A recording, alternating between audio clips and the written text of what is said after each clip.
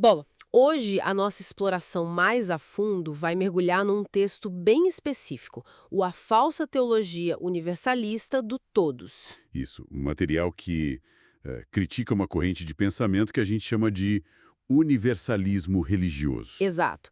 E o nosso objetivo aqui é entender melhor, desvendar mesmo os argumentos que o autor usa para dizer que essa ideia de salvação para todo mundo seria, na visão dele, claro, uma falsa teologia. Aham. E é importante frisar, né, que a gente vai se basear estritamente no que o texto apresenta, sem colocar nossa opinião, só analisando os pontos dele. Perfeito. Para começar, então, como é que o texto define esse tal universalismo? Olha, ele apresenta como sendo basicamente a crença de que, no fim das contas, todo mundo vai alcançar a salvação. E isso se basearia na bondade de Deus, é isso? Isso, na ideia de uma bondade divina inerente que, de alguma forma, abrangeria a todos, independentemente de outros fatores. Entendi. E o autor argumenta que essa ideia, essa tendência universalizante, digamos assim, ela não é de agora. Não é nova. Ah, interessante. Ele rastreia isso? Sim, e aí que fica curioso, ele busca raízes bem antigas. Primeiro, ele menciona Adão, sugerindo que a própria transferência da culpa, lá na queda, já teria o quê de universalizante, sabe? Universal no sentido de afetar a todos. Exato. E depois, e isso é talvez o mais surpreendente, ele conecta essa tendência a Caim. Ah, Caim? Pois é. A interpretação que o texto faz é que Caim, quando teve a oferta dele rejeitada, teria buscado uma espécie de aceitação universal por outro caminho, Que caminho seria esse? eliminando a oposição, no caso o irmão Abel, e focando no próprio esforço, na própria obra, como um meio de se validar, de ser aceito, uma busca por reconhecimento universal através do que ele mesmo fez. Nossa, essa leitura da história de Caim é bem particular, né? E como ele pega essa ideia e desenvolve a crítica ao que ele chama de religião herdada de Caim. Então, ele argumenta que essa linha religiosa, que ele atribui a Caim como arquétipo, se concentra justamente nisso, no esforço humano para conseguir o favor divino ou mesmo o favor de outras pessoas. O foco no fazer, no merecer. Exatamente. E a crítica vai além. O autor sugere que algumas religiões organizadas, instituídas pelo homem, acabam adaptando suas doutrinas para quê? Para atrair mais gente, para serem mais populares. Meio que flexibilizando as coisas. Isso. Sem necessariamente, segundo ele, uma checagem rigorosa com as escrituras, com a fonte original. Ele chega a dizer que vira um arranjo ao sabor dos interesses humanistas. Pesado. E ele usa uma imagem para ilustrar isso, né? Eu lembro de ter lido algo sobre Sim, uma imagem bem forte. A do pão oferecido por mãos sujas. isso.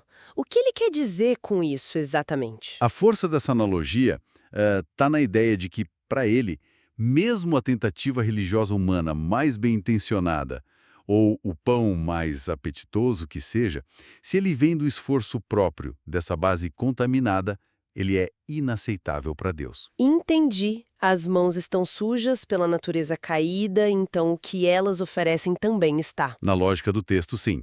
Estaria fundamentalmente impuro se desvinculado do que ele entende como a intervenção ou a graça divina necessária. Ok, faz sentido dentro da argumentação dele. Então, essa crítica à religião de Caim não é só um ponto solto, né? Ela se conecta com a crítica maior ao universalismo. Perfeitamente. É um degrau na argumentação. Ele usa isso para aprofundar a crítica central ao universalismo. E como ele faz essa conexão? Ele argumenta que o universalismo, na sua essência, faz justamente isso. Coloca o foco no ser humano. Nas suas capacidades, nos seus feitos, opera numa lógica que ele descreve como sendo de causa e efeito? Exatamente. O texto enxerga isso como uma tentativa humana de recriar o paraíso aqui na Terra, mas por mérito próprio, sabe? Meio que a revelia de Deus. Entendi. Uma autossuficiência espiritual, digamos assim. Isso. E aí ele usa uma frase forte, diz que resulta numa fé do homem, no homem e para o homem. O foco é totalmente humanista, na perspectiva do autor. Certo. E qual seria, então, a alternativa que o texto propõe, se baseando nas escrituras? O contraponto a isso? Bom, o texto contrasta essa visão humanista com o que ele defende ser a perspectiva bíblica. E nessa visão, as ações humanas, sejam elas boas ou más, não são a causa primária, mas sim um subproduto Subproduto de quê? daquilo que ele chama de natureza decaída. A ideia de que a condição humana fundamental foi comprometida pelo pecado original, e isso afeta tudo, todas as ações, todas as intenções. Ah, então não é só uma questão de escolher fazer o bem ou o mal. Pela lógica do texto, não tão simples. Ele chega a questionar a ideia de um livre-arbítrio totalmente livre e genuíno. Sugere que as escolhas já estão, de certa forma, contaminadas por essa natureza. Entendi. E a fé, nesse cenário? Se não é esforço humano. É aí que entra o ponto crucial para o autor. A fé não é apresentada como um esforço, uma conquista nossa. Ela é descrita como um dom divino, algo que Deus concede. Ok, então a linha que o autor traça fica bem clara agora. De um lado, o esforço humano, que ele vê como limitado, insuficiente, até contaminado, Sim, e do outro lado, a necessidade absoluta de uma ação que venha de Deus. e exatamente. A oposição fundamental que o texto constrói é essa. A tentativa universalista, ou qualquer tentativa baseada em mérito e esforço próprio para melhorar o homem e o mundo, é vista por ele como contrária ao ensino das Escrituras. Porque essas escrituras, na leitura dele, apontariam para nossa incapacidade de nos salvarmos. Isso, por causa dessa natureza contaminada, o que tornaria indispensável, na visão dele, uma intervenção divina, soberana, para que a salvação aconteça. Isso tudo nos leva a uma reflexão final, né? Que parte justamente dessa lógica interna do texto. Pois é. Se a gente aceita para fins de análise essa distinção radical que o autor faz entre o esforço humano, que ele vê como limitado pela tal natureza decaída, e a ação soberana de Deus, Aham. surge uma questão importante, né?